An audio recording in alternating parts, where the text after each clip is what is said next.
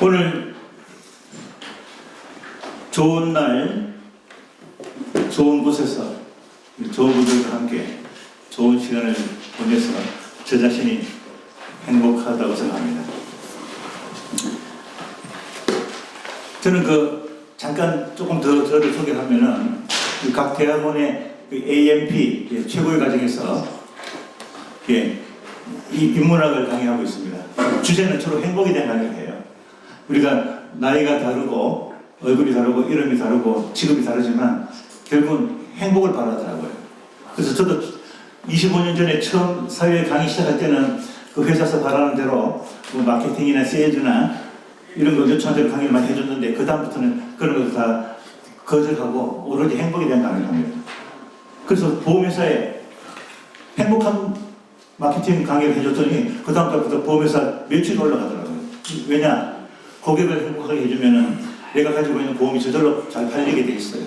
그래서 저는 무조건 행복에 대한 이야기를 하는데 우리 이사장님께서 효도 운동을 일평생 하시고 또 인성교육을 하시잖아요. 결국은 행복해야 된다고 하셨어요. 효도도 하고 나서 불행해지면 안 되잖아요.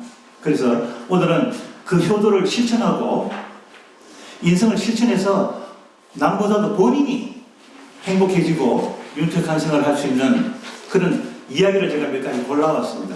그 중에서도 여러분들이 대부분 알고 있는 이야기지만 한번 복습한다는 그런 생각으로 들어주시기 바랍니다. 오늘 첫 시간에 효와 인성에 대해서 우리 이사장님께서 전반적인 기관을 쫙 알려주셨잖아요. 그것만 우리가 제대로 이해해도 평생 살아가는데 불행에 늪에 빠지지 않고 행복한 삶을 살 수 있지 않겠냐 하는 그런 제가 강한 확신이 있었습니다.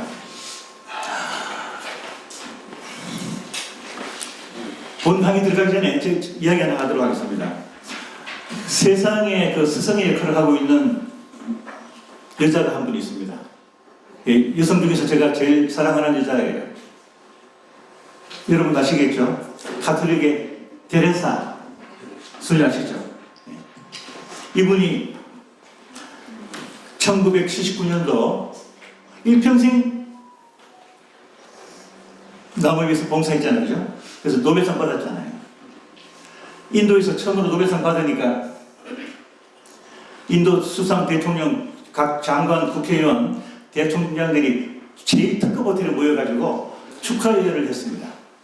그래서 대통령이 올라서 테레사 소녀님, 우리 인도의 빈민들을 위해서 평생 노고를 아끼지 않으셨는데 너무나 감사합니다. 나라를 대표해서 칭찬과 축하의 말씀을 드렸습니다. 뭐 끝나면 이제 테레사 소녀가 올라와가지고 답사하잖아요. 그죠?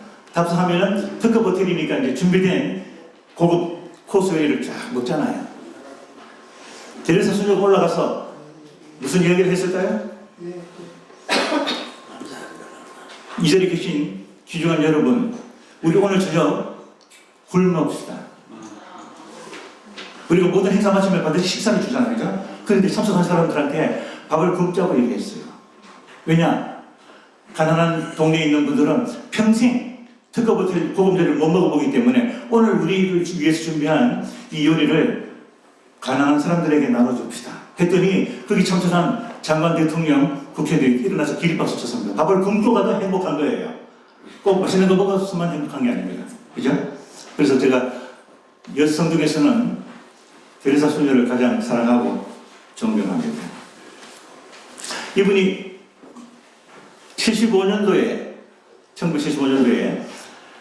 또 아프리카의 성자 노벨상 받은 슈바이처 있잖아요. 슈바이처 상을 또 받았어요. 그러니까 미리 노벨상 받기 전에 작은 상들을 이렇게 많이 주는 것 같아요. 그러고 이제 4년 후에 노벨상을 받았는데 지난주인가 우리 이사장님께서 테레사 소녀에 대한 글을 하나 올리셨어요.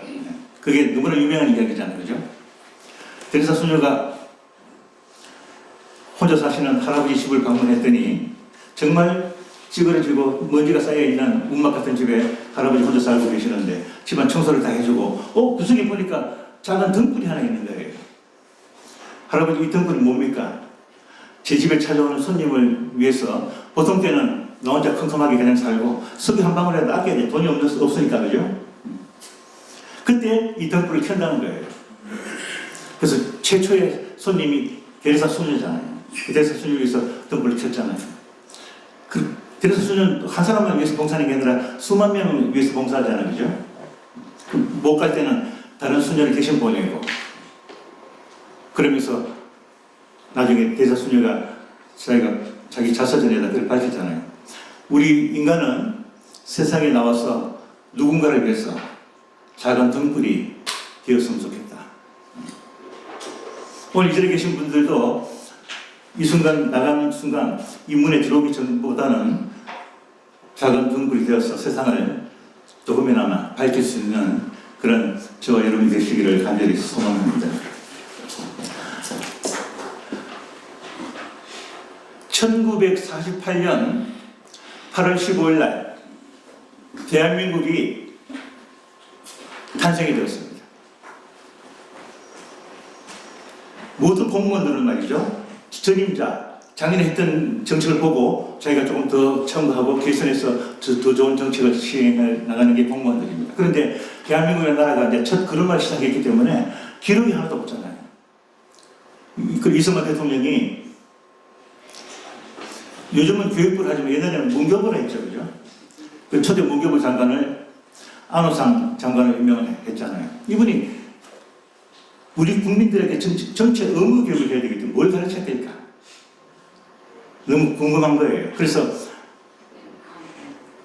세계적인 과거의 역사와 현재의 역사와 미래의 역사를 꿰뚫고 있는 런던으로 비행기를 타고 가서 토인비 교수에게 질문을 합니다. 토인비 교수님, 제가 처음 시작하는 대한민국의 초대 문교부 장관이 되었는데 우리 국민들한테 뭘 가르치면 좋겠습니까?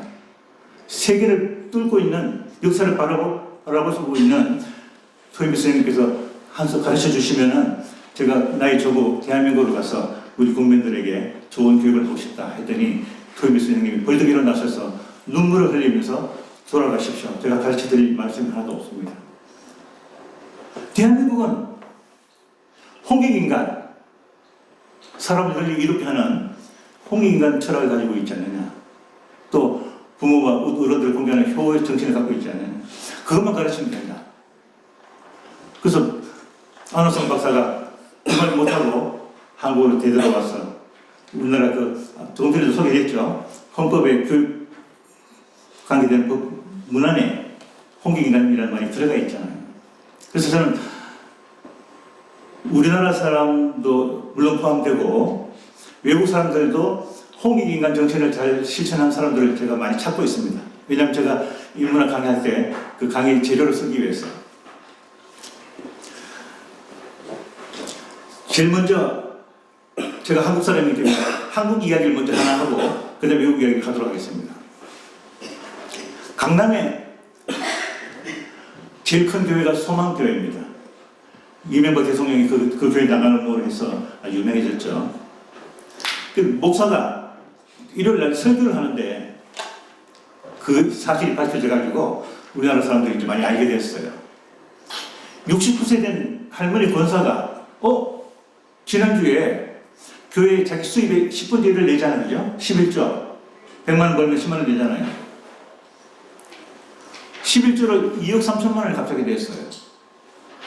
5년 전에 남편이 암으로 죽었는데 아들, 딸한테 한 달에 100만 원 받아가지고 겨우 살아가는 할머니가 갑자기 2억 3천만 원을 냈으니까 23억이 들어왔다는 얘기 아닙니까?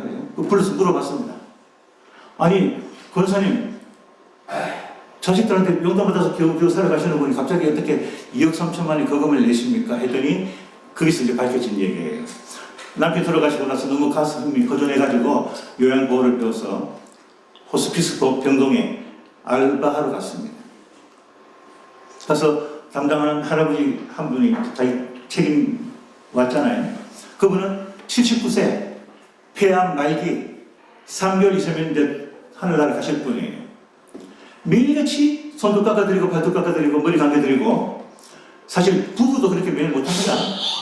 그래서 이 할아버지가 감동을 받았어요. 너무 행복해가지고 당신은 천사다.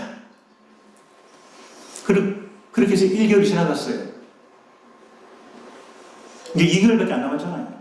이 할아버지가 결혼해달라는 겁니다. 이 천사 할머니에게. 그래서 할머니가 깜짝 놀랐습니다. 놀랐지만 이미 남편이 돌아가셨으니 과부잖아요. 그죠? 뭐 과부 한 번 하나, 과부 두 번 하나 마찬가지 아닙니까?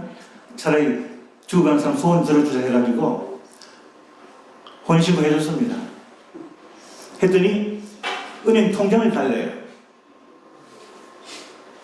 네, 죽고 나서 통장을 열어보세요. 그 2개월 후에 할아버지는 하늘나라 갔습니다. 통장에 보니까 23억이 들어가 있습니다. 그러니까 2억 3천만 원 11조를 낼 수 있잖아요. 그래서 그 목사가 설교하면서 그 권사 집사들한테 이런 얘기합니다. 알바를 하려면 똑똑하게 하라고.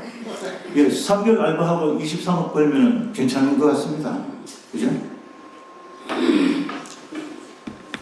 자, 이제 우리나라 이야기를 먼저 제가 테이프를 끊었는데 미국으로 갑니다. 할머니 한 분이 오후 3시에 백화점에 쇼핑하러 갔습니다.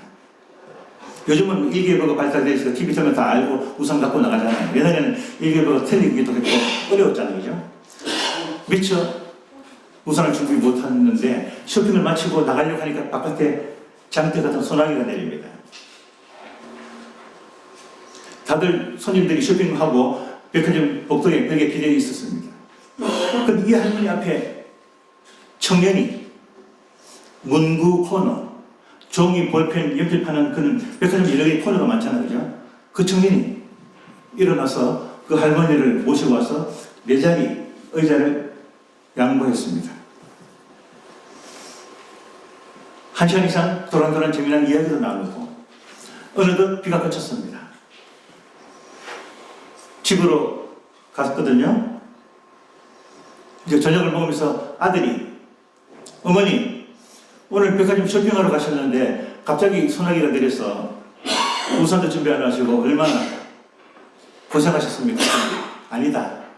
백화점 청년이 자기 자리를 내줘가지고 너무 편하게 있다 왔다. 그래서 나오면서 그 청년의 명함을 하나 받아온 거예요. 그걸 아들한테 전해줬습니다. 아들이 보고 전화를 바로 걸었어요. 자네 내일 퇴근하면서 내 사무실에 왔다 가라고. 그 사무실 찾아갔더니 그 아들이 세계 최고 부자 강철왕 카네기 그룹의 회장이었습니다. 자네 하는 일이 뭔가? 예, 백화점에서 연필, 종이, 문구 코너에서 판매하고 있습니다. 그래? 그러면은 우리 카네기 그룹의 모든 문구를 자네가 납품을 하게. 그래 견적을 뽑았더니 한 달치 납품하는 양이 그 백화점에서 1년치 판매하는 양을 한꺼번에 팔을 수 있는 거예요. 예, 하늘은 남이 안 알아줘도 이미 내가 선행을 베풀면은 다 알고 있습니다. 놀라운 방법으로 축복을 해주는 거예요. 어느덧 세월이 1년이 흘렀습니다. 백화점에서는 그 청년이 다른 백화점으로 갈까 싶어가지고 이사로 승진시켰어요. 신입사원을. 그것만 해도 엄청난 복을 받았죠. 그죠? 1년 후에 또 전화가 온 거예요. 자네 퇴근하면서 사무실에 좀 들렀다 가라고. 그래서 사무실에 갔습니다. 갔더니 내일 백화점에 사표를 내라는 거예요. 회장님, 저는 집에 장남으로서 가정이 좀 어려워가지고 동생들 고등학교까지는 졸업해야 되기 때문에 직장 생활을 좀 더 해야 됩니다. 사표 낼 수 없습니다. 했더니 내가 책임질 테니까 사표를 내라는 거예요. 왜 그러십니까? 자네가 문구 판매하는 회사를 차려라. 회장님, 저는 경영 능력도 없고 운영할 자원도 없습니다. 했더니 그것까지 내가 책임져 주겠다. 그래서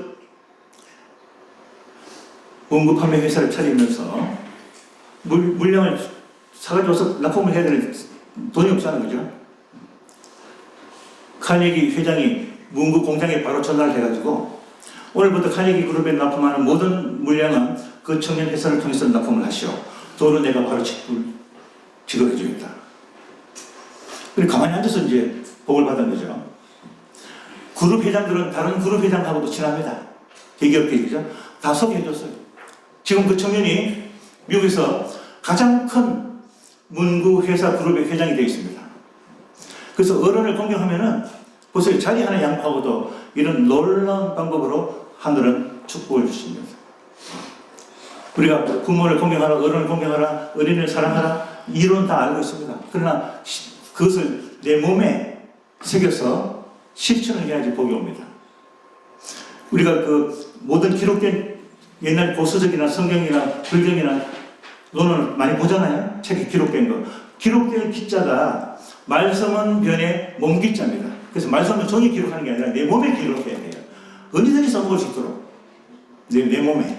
그게 진정한 기록입니다. 종이에 쓰는 거는 그냥 필사밖에 안 됩니다. 내 몸에 기록하셔야 됩니다. 이제 우리나라 할머니 이야기하고 미국 할머니 이야기 해드렸죠. 다 어른들을 공경했기 때문에 복 받잖아요. 근데 가끔 제가 강의하다 보면은 그런 행복 이야기만 하는 당신은 도대체 어떤 일을 하면서 살아가느냐 질문하는 사람이 가끔 있었어요. 제 얘기 하나 하겠습니다. 여러분 잘 아시지만 그 충청남도 도지사가 여비서하고 연애하다가 뭐 그만둔 사람 있죠. 지금부터 15년 전에 그분이 처음 도지사가 되었을 때 전국에 1년에 한 번씩 관광총회를 합니다. 관광총회. 관광총회는 여행사 대표, 호텔 사장, 면세점 사장, 관광학 교수 뭐 이런 사람들이 모여가지고 1년에 한 번씩 총회를 합니다. 그래서 모든 지자체장이 자기 도시에 와서 관광총회 하기를 바래요. 그래야지 PR되고 도시가 홍보가 되니까. 저는 이제 관광대학을 강의를 했기 때문에 교수로 제가 초청을 받아서 갔습니다. 한 테이블에 글랜드 볼륨에 10명씩 앉아서 이제 도지사 환영 인사 듣고 끝나면 식사하잖아요. 그죠? 보금자리가 나오잖아요. 우리 테이블에 9명이 앉았어요. 제 옆에 자리가 하나 비었어요. 이제 도지사의 축사가 환영사 끝나고 나서 이제 식사 막 하려고 들어가는데 80 넘은 할머니, 저희 어머니하고 나이 동갑이었어요. 그때 83세 할머니, 지금은 이제 저희 어머니 98세가 되셨는데 헐레벌떡 뛰어 들어와서 제 옆좌석 빈자리에 앉아가지고 식사를 하려고 하니까 호텔 종업원이 할머니 만찬 티켓하고 그날 세미나 같은 데 가면 왜 등록하면 선물도 주고 목에 그는 명찰도 주고 하잖아요. 급히 오느라 그게 없는 거예요. 그래서 관광 호텔이기 때문에 일반 관광객이 들어와서 먹으면 안 되잖아요. 그죠? 그래서 이 할머니가 난처하게 되는 거예요. 근데 그 옆에 앉아있던 서울서 내려간 호텔 사장이 친절하게 안내했습니다. 아, 할머니 급히 오셨군요. 저기 호텔 정문에 가시면은 접수하시면은 선물도 받고 만찬 티켓도 받고 명찰도 줍니다. 안내를 했습니다. 참 고맙죠. 근데 이런 강의하는 저는 어떻게 했을까요? 제 만찬 티켓을 할머니에게 양보했습니다. 그래서 행복하려면은 내가 조금 불편해야 돼. 남에게 행복을 주려면은. 제가 마당에 다시 걸어 나갔어. 사실 나하고 그 할머니 아무 관계 없는 사람입니다. 그죠? 그러나 경로사상 때문에. 그죠? 내가 나가서 그 할머니 대신 접수 다 해가지고 그 할머니 선물까지 타서 갖다 드렸습니다. 그랬더니 명함 주고받았잖아요. 그 할머니가 저를 속여받겠죠. 그 다음날 전화가 왔어요.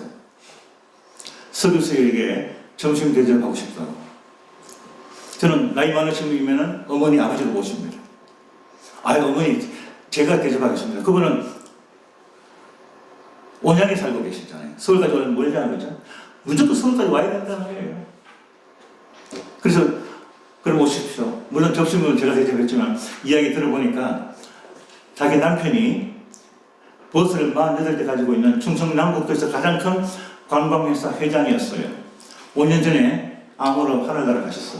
그 바람에 남편을 물려받아가 자기가 관광회사 회장이 된 거야. 그래서 관광총회에 참석하러 오시는 거예요.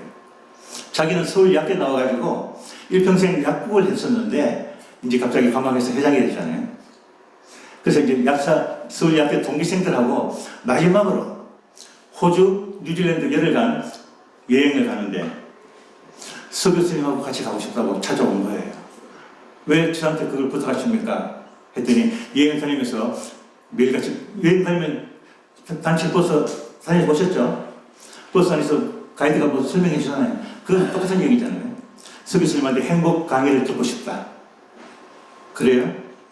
알고 보니까 자기 큰아들이 모두 충청남북에서 총대리점 사장이야. 여행사. 아들 형한테 하세요. 했더니 그래서 서울 왔다는 거예요. 집에서 하면 아들 눈치 보이니까 아들 몰래 가려고. 그래서 제가 제 제자들한테 얘기해가지고 코스 뽑아가지고 했더니 1인당 여행경비 한 400만 원 나왔어요. 그러니까 뭐 경쟁자가 없으니까 20% 마진 난 거잖아요. 그죠? 그리고 1인당 248, 80만 원 남았습니다. 40명, 서울약대 동기생 40명 여행 보내줬습니다. 저와 같이 열흘간. 그리고 80만 원 남으면서 40명이니까 48이 32, 3,200만 원 남았잖아요. 자리 하나 양보하고. 이건 놀라운 일입니다. 뭐 기적이 별거 아니에요. 조그만 일을 하면 기적이 일어나게 돼 있습니다. 그래서 3,200명 남은 걸 가지고 제가 나라를 위해서 쓰면은 되겠습니까? 하늘에서 온 복은 나눠야 돼요.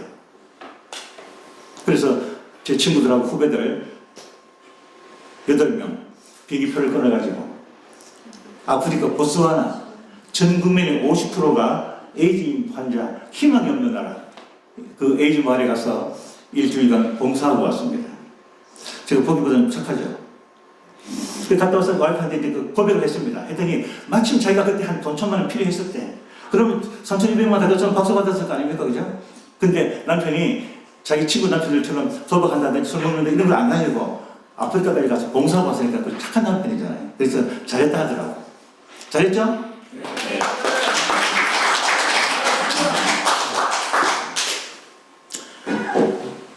이제 아프리카 갔다 온 이야기 또 그만하고 다시 또 이제 미국으로 갑니다.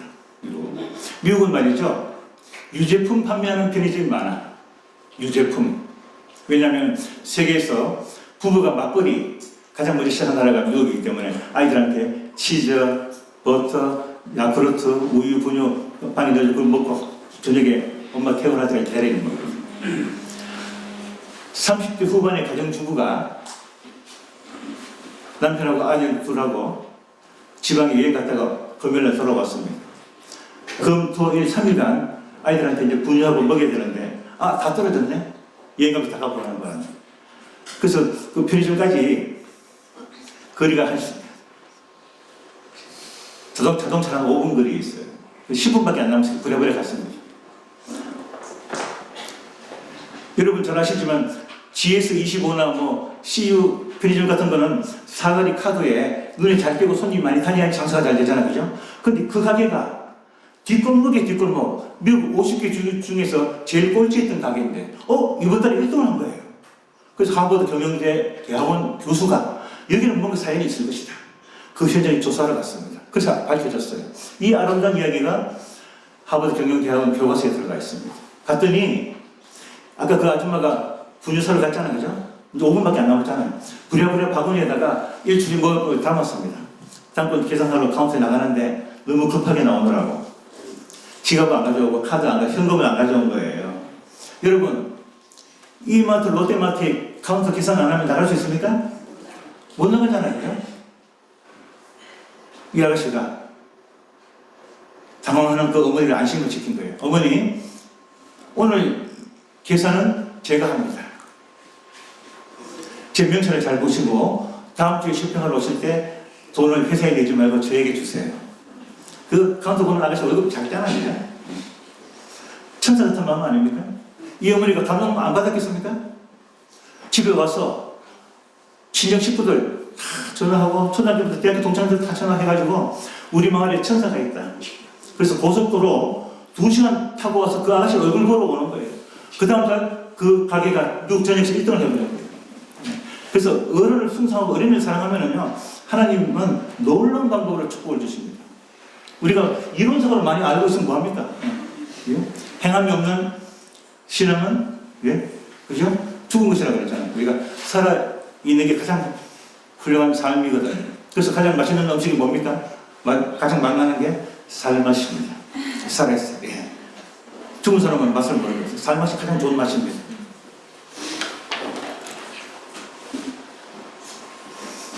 다시 한국으로 돌아옵니다. 저는 정말 이야기밖에 없어요. 이론 강의 안 합니다. 이론 강의는 훌륭한 학자님들이 많이 계시니까. 이것도 제 이야기입니다. 바로 국회 이야기예요. 지금부터 8년 전에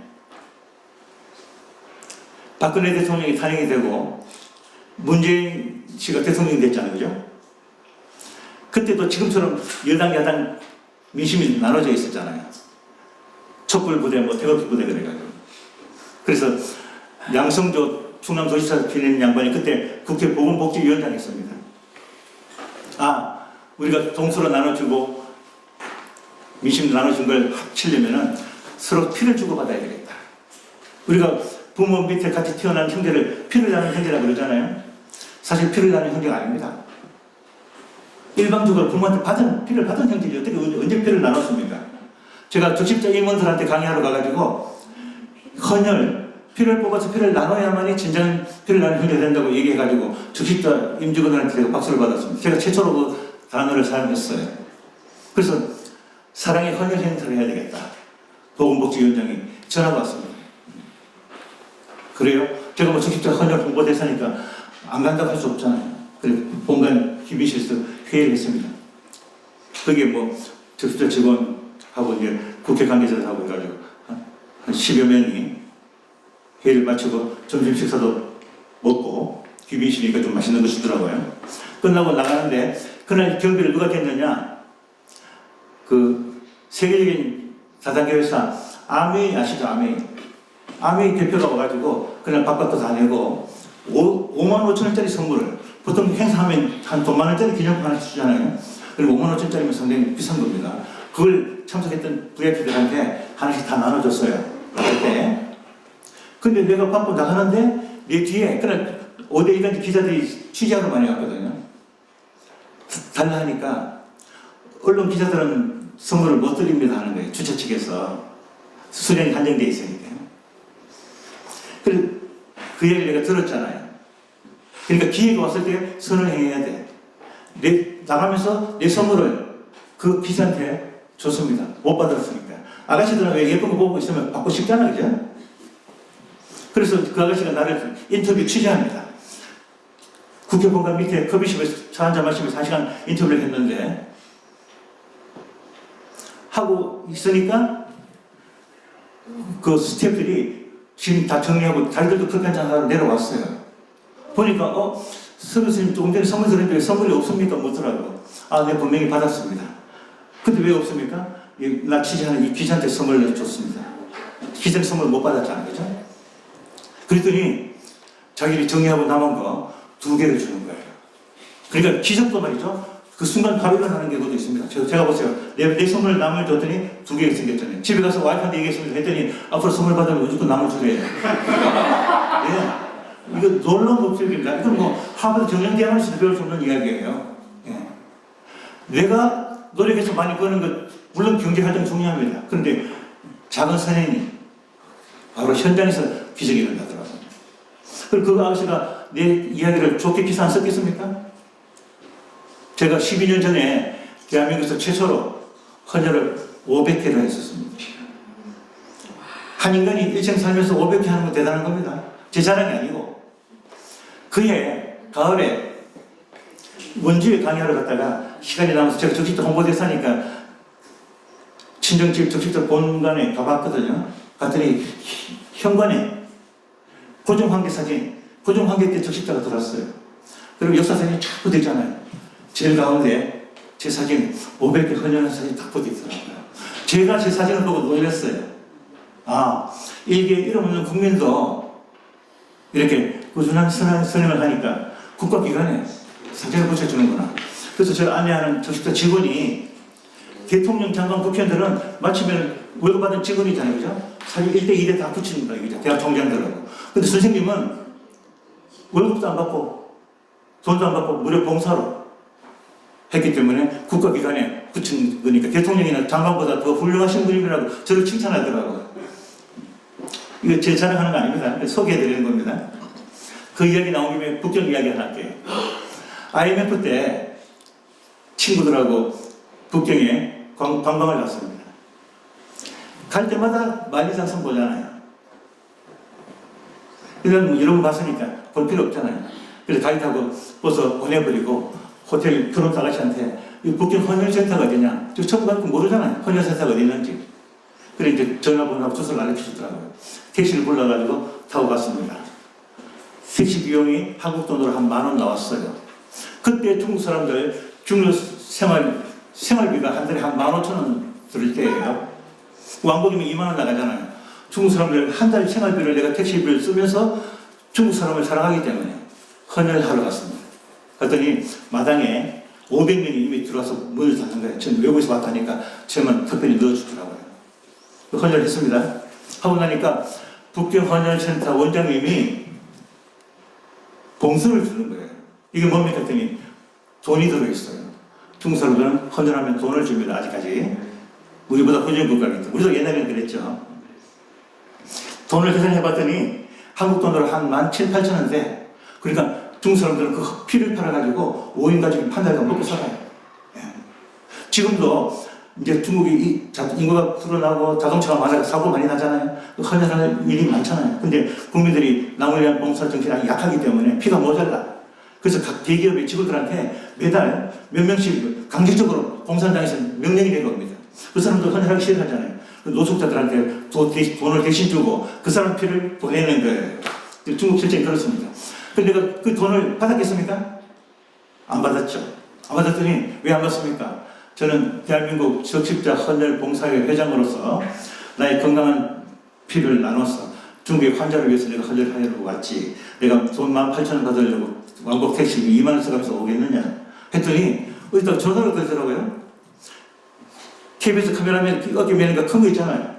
중국에는 CCTV, 우리나라는 KBS, 중국 국영방송. 그 기자가 와가지고 저를 쭉 찍어가더라고요.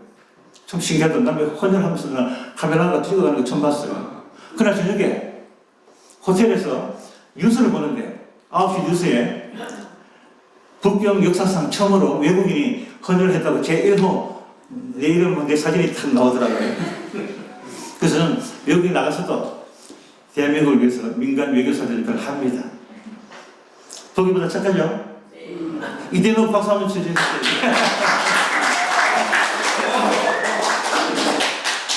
예, 제 이야기, 국내 이야기에서 이게 또 미국으로 넘어갑니다.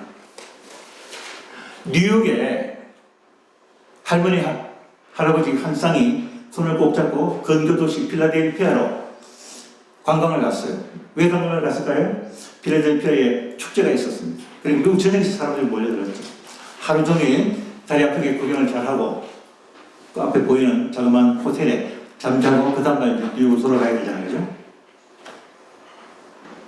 들어갔더니 깜빡하고 뉴욕에서 출발할 때 호텔은 예약을 해야 되잖아요. 예약 안 해서 방이 없는 거예요. 그래서 프론트에서 그 청년이 할아버지 예약이 끝났습니다. 방이 없습니다. 다른 호텔 다 방이 없는 거예요. 바깥에는 비바람이 몰아치고. 근데 할아버지, 할머니 노숙자처럼 나가라 할 수도 없잖아요. 근데 호텔 종업원 자기 할 일을 다 했잖아요. 방이 없다고 밝혔고, 그죠? 이 청년이 이제 자기 복 받을 때가 온 거예요. 할아버지, 좀 불편하시지만 제가 잠자는 지분용 방, 제 방을 드릴 테니까 할머니가 하룻밤 주무시고 저는 호텔 로비 프론트에서 소파에 자겠습니다. 그 청년도 저처럼 착한 것 같아요. 하룻밤 자고 가면서 그 할아버지가 자네 때문에 잘 쉬었다 간다. 그 청년 명함을 하나 받아갑니다. 가면서 내가 2년 후에 자네에게 반드시 편지를 보내겠다. 근데 시골에서 바쁘게 호텔 청소하고 일하는데 뭐 다 잊어먹잖아요. 우리가 친구들한테 다음날 만나 식사하면 한테 하지만 일주일 지나면 다 잊어먹잖아요. 그죠? 근데 2년 만에 편지가 왔어요. 보니까 2년 전에 그 할아버지죠. 자네를 세계 최초로 이 드리그리스를 붙인 특급 호텔, 세계 최초의 특급 호텔 뉴욕에 개관을 하는데 그 개관식에 초대합니다. 왕복 비행기표하고 들어있어요. 이 시골 촌놈이 가슴이 두근두근 갔습니다. 봤더니 개막식 오색 테이프 가위로 자르잖아요. 그죠? 뉴욕 주지사, 뉴욕 시장, 대학 총장, 종합병 원장 VIP들이 다 있는데 이 청년을 데리고 제일 가운데 세우는 거예요. 아유, 할아버지, 저는 시골 놈이라 조그만 호텔에서 일하다 왔는데 감히 가운데서 일자를 근본이 안 됩니다. 했습니다. 그랬더니 아니다. 자네는 방이 없는 것을 방을 만들어서 손님에게 대접하지 않았느냐. 너는 세계 최초의 특급 호텔에 주인이 될 자격이 있다. 해가지고 의원이 건강한 거예요. 정신을 못 차려요. 그러면서 그 할아버지가 명함을 주는 거예요. 명함 보니까 그 호텔에 초대 총지배인 잠자리 하나 경로사상으로 할아버지를 한테 양보하고 세계 최초 특급 호텔에 총지배인이 됐습니다. 인생이 달라졌죠. 인생이 이만큼 멋있습니다. 그 할아버지 무남 동료 딸하고 결혼했습니다. 지금은 그 창립자 호텔 회장님은 돌아가셨고 그 청년이 지금 할아버지가 됐어요. 사랑하는 할머니가 두 손을 꼭 잡고 대서양이 바라보이는 경관이 아주 좋은 매션 아파트에서 행복하게 노후를 보내고 있습니다. 그 보세요. 어릴 때 부모님한테 직장생활 하더라도 노인들 잘 모셔라 많이 이야기 들었거든요. 그래서 노인들 잘 모시면 복이 옵니다. 왜냐하면 여생이 얼마 남았기 때문에 나한테 잘해주면 간이라도 빼주면 아까 간 이야기 하셨잖아요. 간이 중요해요. 그 호텔이 얼마나 유명한 호텔인가 하면요. 아스토리아 호텔. 뉴스 보시면 나옵니다. 우리나라 대통령이 이승만 대통령부터 노무현 윤석열 대통령까지 미국에 가면은요. 첫날은 백악관에서 한미 정상회담을 합니다. 둘째 날은 뉴욕으로 가가지고 뉴욕 주민들 이렇게 모아놓고 식사도 대접하고 상도 주고 경리해주는 호텔이 아스토리아 호텔이에요. 그만큼 유명한 호텔입니다. 전 세계 대통령 수상들이 뉴욕 가면 그 호텔 가고 싶고 서로 격려해요. 그래서 트럼프가 지금 대통령 당선됐잖아요. 처음 됐을 때 우쭐해가지고 그 친구 원래 정치인이 아니고 장사꾼 출신이잖아요. 그죠? 그러니까 정신을 못 차리고 해마다 10월 초에 유엔 총회를 하면 각 나라 대통령 수상 다 모여가 연설을 하는데 깜빡하고 호텔을 예약 안 했네. 그 비서시키가 야 다음 주에 유엔 총회가 전에 빨리 아스토리아 호텔 예약해. 한 보니까 예약이 끝나버렸어요. 그래서 트럼프가 자기 나라에 있는 호텔 주인도 마음대로 못 써가는 거예요. 대통령. 누가 예약 많이 했어 했더니 시진핑이가 예약해버렸어요.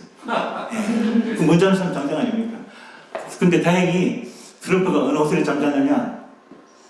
롯데 호텔에서 잤어요. 뉴욕 가면 롯데 호텔이 있습니다. 롯데 신격호 회장 아들이 지금 회장이죠. 그 사람 이름 뭐더라?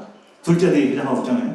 이 친구가 20살 때 유학 가가지고 샹그리라 호텔 38정짜리 멋있다. 그때는 롯데 호텔이 없을 때예요. 우리나라. 멋있다고 꿈을 꿨는데 이제 롯데 그룹이 내가 부자가 됐잖아요. 그 호텔 사버렸어요. 사가지고 간판을 롯데 호텔로 붙여놨어요. 트럼프가 롯데 호텔을 산 거예요. 그 시골 호텔 청년에게 우리 박수 한번 보내줍시다. 그래서 실질적으로 경로를 행하고 효를 행하면 이 복을 받아야 돼요. 이런 것만 많이 갖고 있으면 안 되는 거예요. 또 내 부모도 공경해야 되고 남의 부모를 공경하면 더 큰 복을 받습니다. 이제 다시 또 우리나라로 돌아옵니다. 지금부터 한 20년 전에는 버스 타면 버스 안내양이 있었죠. 기억나시죠? 손님 타면은 그때 벨도 없어가지고 벽에 버스 그분 치면 출발했잖아요. 그죠?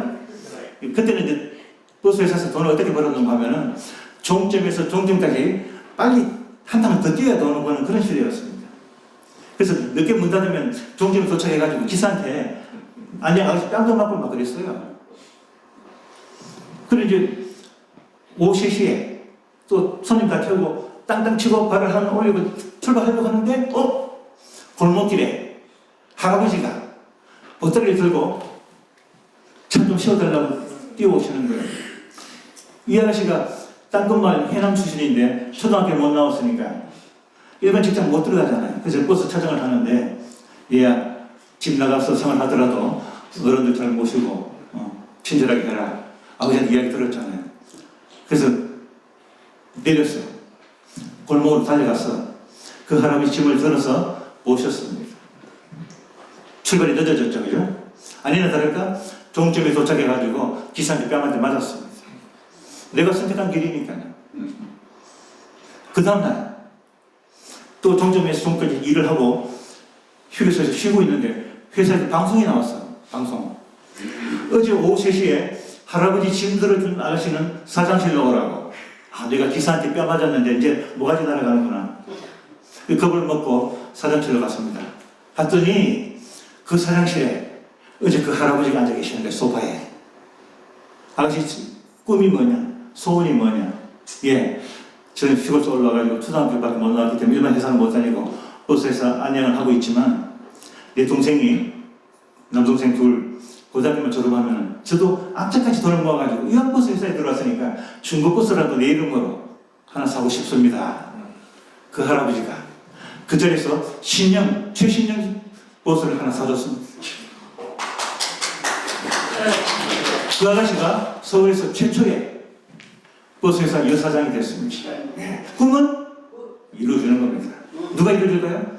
경로 사상을 100% 이루어주는 겁니다. 그냥 안 이루어줍니다. 언제 적금 들어서 버스 사겠어요? 그죠? 그 할아버지 짐을 들어줬기 때문에. 나 그래서 하늘에 계신 분이 정말 공정하고 정확하다고 봅니다. 반드시 복을 주게 되어 있어요. 자, 다시 또 외국 이야기 합니다. 우리나라 얘기만 하면 또 재미없으니까요. 2시까지입니다. 예? 2시에 끝내야 됩니까? 예. 이거 행복 이야기 들으려면요. 아까 우리 순영이 6시간 했는데 저는 3박 4일 걸립니다. 예. 이 얘기하고 끝내도록 하겠습니다. 광화문에 가면 미국 대사관이 있어요. 거기에 레이니 대사라고 에버리다 국제정치학 교수가 대사가 돼서 한국에 왔습니다. 4년간 근무를 잘하고 갔어요. 대사니까 운전기사가 있고 관용차 타고 다니잖아요. 그죠? 그랬더니 베들레헴 허리가 좀 굵어졌어. 그래서 살 빼려고 집에 돌아가서 학교하고 집하고 4km 떨어진다고 방을 얻어가지고 자동차를 안 사고 걸어 다녔어요. 걸어 다니면 기적이 일어납니다. 자동차 타면 지나가 버리니까 봉이 들어올 틈이 없어요.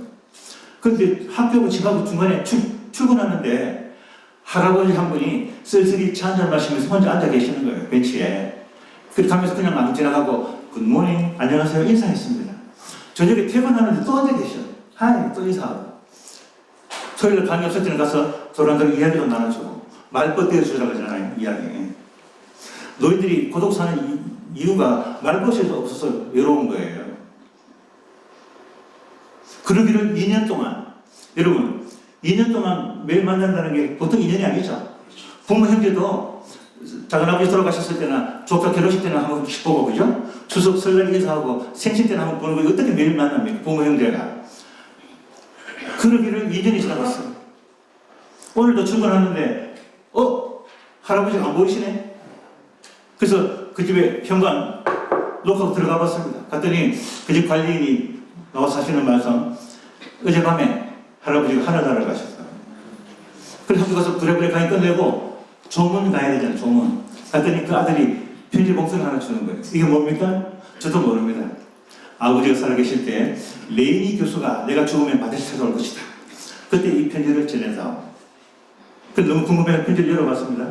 열어봤더니 사랑하고 존경하는 레이니 교수님, 지난 2년간 너무나 행복했습니다.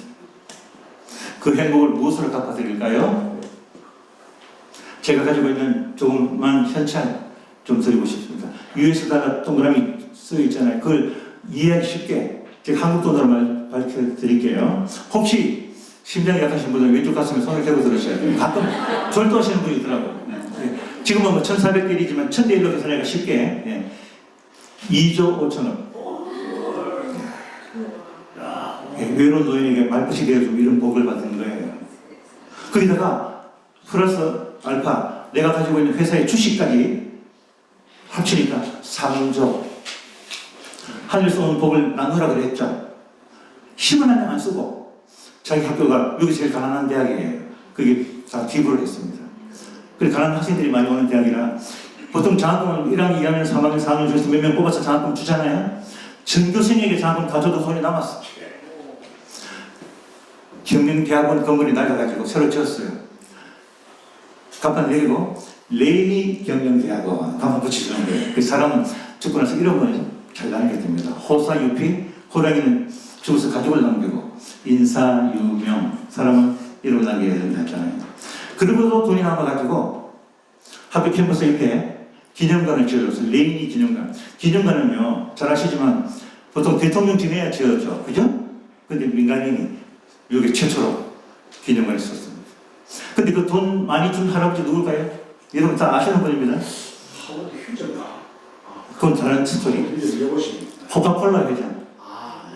그러니까 세계적인 재벌 회장도 부인 돌아가시고 대도시에 아들, 딸한테 사장, 부사장 다 넘겨주고 고향에서 쓸쓸히 혼자 살고 있는 거예요.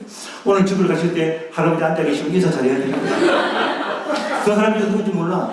네. 자, 다음에 시간 많이 갖고 또 이야기 좀 해드리도록 하고, 다음 더 훌륭한 강사님 기다리고 있기 때문에 마치도록 하겠습니다. 감사합니다.